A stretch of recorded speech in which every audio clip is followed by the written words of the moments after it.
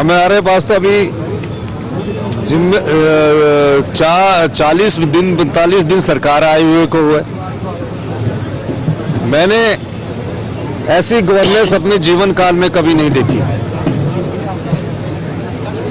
जब हम old pension scheme के बारे में अधिकारियों से चर्चा कर रहे थे, ये वही अधिकारी है जो ओल्ड पेंशन स्कीम देने को मना कर रहे थे, और हमने जब उनके साथ सार्थक चर्चा की तो हमने अपने सरकारी कर्मचारी, सरकारी अधिकारी जो 1,36,000 के करीब है, बोर्ड, निगमों, सोसाइटी, सबको एक मुश्त फैसला किया कि हम अपने इन सभी लोगों को ओल्ड पेंशन देंगे, क्योंकि ओल्ड पेंशन के मेरा मानना ये है, ये एक मानवीय दृष्टिकोण है और सामाजिक सुरक्षा से जुड़ा दृष्टिकोण है, ताकि वो अपना जो वृद्ध बुढ़ापा है वो आराम से काट सके।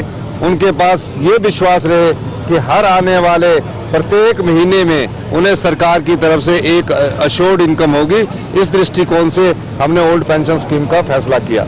और जो वित्तीय बोझ की बात कर रहे हैं, मैं आपको बताना चाहूँगा कि वित्तीय बोझ तो उन्होंने इतना छोड़ रखा है। 75,000 करोड़ रुपए का कर्जा है, 5,500 करोड़ रुपया जो हमारे सरकारी कर्मचारी रिटायर हो चुके हैं, पेंशन भोगी है, 6th पे कमीशन लागू होने के बाद उनका एरियर बनता है कितना, 5,500, 4,500 करोड़ रुपया जो अधिकारी कर्मचारी अभी कार्यरत है, 6th पे लागू होने के बाद उनका एरियर बनता है।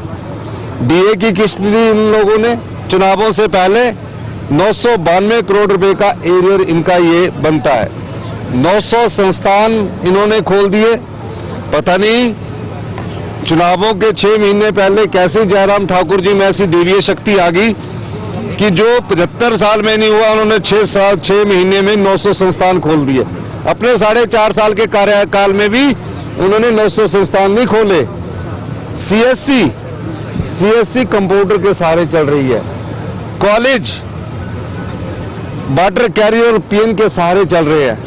अगर हम उनको भी डी नोटिफाई ना करते तो 5,000 करोड़ रुपए का और कर्जा होता है।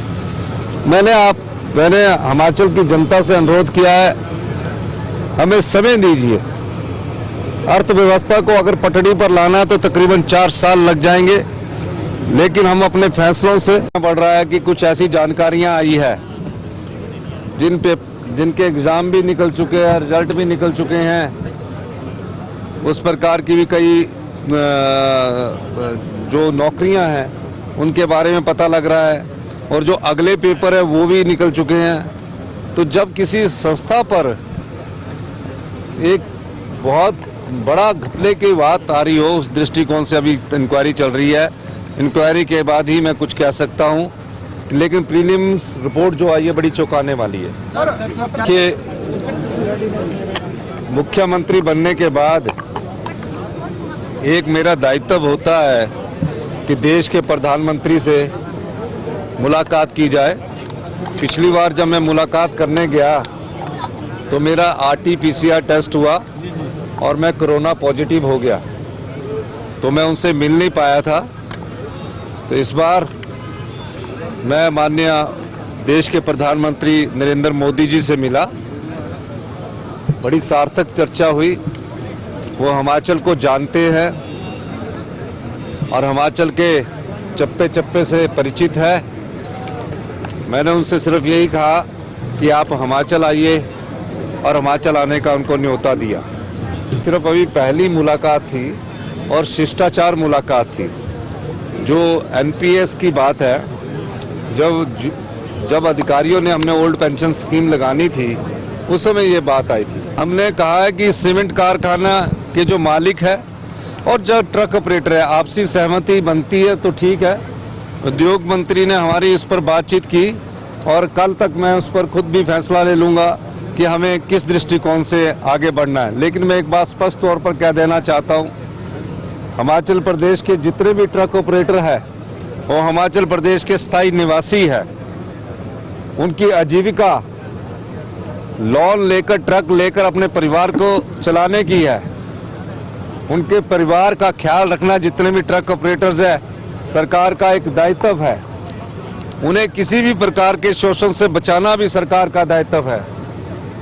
ये वही कंपनियां हैं जो पहले 11 रुपये 41 पैसे किराया देती थी। जब टेक ओवर हुआ तो अभी इसका किराया कम करने की बात आई है। अब पहली बार ऐसा देखने को मिल रहा कि किराया कम करना पड़ रहा है। हमने ट्रक ऑपरेटर से बात की है, ऐसा भी नहीं हम करेंगे कि सहमति कहीं ना बने, लेकिन मेरा ये मानना है हिमाचल के ट्रक ऑपरेटर्स का ध्यान सरकार रखेगी। हम चाहते हैं कि एक ऐसा अमाउंट ट्रक ऑपरेटर्स के लिए जिससे उसकी जीविका भी चले, उसका लोन भी भरे, उसका परिवार का पालन पोषण भी हो। इस प्रकार का किराया निर्धारित करने का हमारी उद्योग मंत्री ने कोशिश की, लेकिन कहीं सफलता नहीं मिली।